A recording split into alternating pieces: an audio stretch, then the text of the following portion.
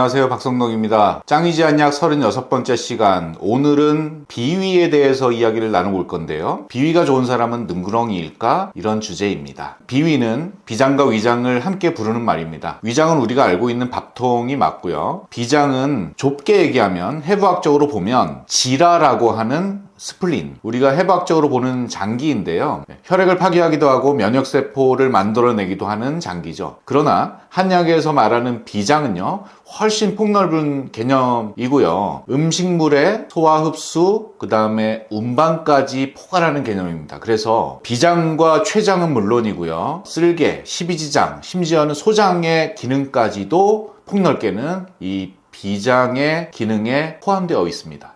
한의학에서는 비주승, 위주강이라는 개념이 있는데요. 비장의 역할과 위장의 역할을 구분한 것이거든요. 비주승이라는 것은 음식물이 소화돼서 잘게 분해돼서 흡수되어서 영양물질이 전신으로 퍼져나가는 것을 올라간다는 개념으로 봤었고요. 비주강이라는 것은 위장에서 음식물이 소화돼서 찌꺼기로 아래로 내려가서 결국 몸 밖으로 빠져나가는 과정을 말하는 것입니다. 여기에서 보듯이 한의학은 어떤 장기 하나하나의 실체적인 모습, 그런 것들을 규명하려는 의학이 아니고요. 이렇게 기능 중심으로 재편해서 만들어진 기능적 의학관이라고 할 수 있겠습니다. 비위가 상한다고 했을 때 속이 느글느글하고 토할 것 같고, 이게 심하면 심지어 토하기도 하죠. 구토가 일어나는 원인은 몇 가지가 있는데, 우리가 음식의 냄새나 맛으로 구토감을 느끼기도 하고, 또 아주 잔인한 장면이라든지 피나 분뇨 같은 그 오물을 봤을 때 시각적인 정보와 냄새가 우리 뇌를 자극했을 때 구토를 유발하기도 하고요. 그 다음에 손을 넣어서 토할 때처럼 인두나 위장이 어떤 자극을 받았을 때도 구토를 유발할 수 있고, 또 멀미나 입덧에 의해서도 나타날 수 있지만, 기질적인 질환으로 뇌질환이나 식도 부분이 잘 막히지 않아서 나타나는 분문부 폐쇄 부전, 이런 걸로 인해서 나타날 수도 있죠. 그런데 이제 우리가 말하는 비위가 좋다라고 할 때 대부분은 음식의 맛, 냄새, 불쾌한 장면, 잔인한 장면, 이런 것들에도 잘 메스껍거나 느글거리거나 토할 것 같은 느낌이 없는 그런 사람을 이야기할 때 비위가 좋다, 이렇게 이야기를 하죠. 근데 어쨌든 이런 토할 것 같은 느낌은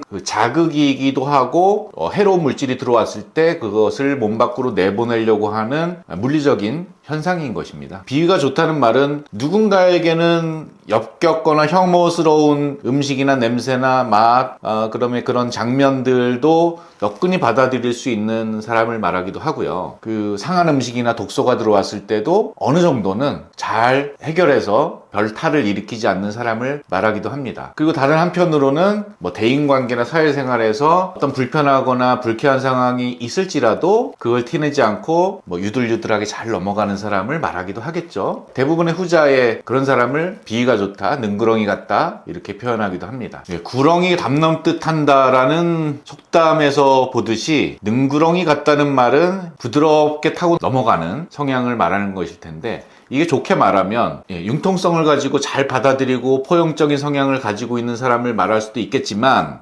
자기의 속뜻을 숨기고 의문스럽거나 음흉하게 처신한다는 부정적인 의미에 조금 가깝지 않을까, 이렇게 생각이 되네요.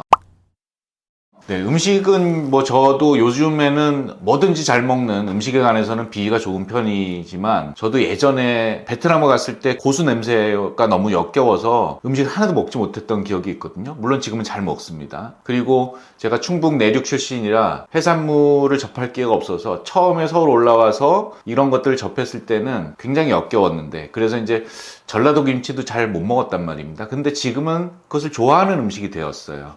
이렇듯이 음식은 습관이고 적응입니다. 적응을 해야 되죠. 옛 속담에 고추장 단지 12개라도 서방님 비위 못 맞추겠다, 이런 속담도 있는데요. 이러면 안 되죠. 나한테 맞추도록 해야 됩니다. 그래서 내 음식에 적응하도록 만들어야지, 계속 맞춰주다 보면 끝이 없다.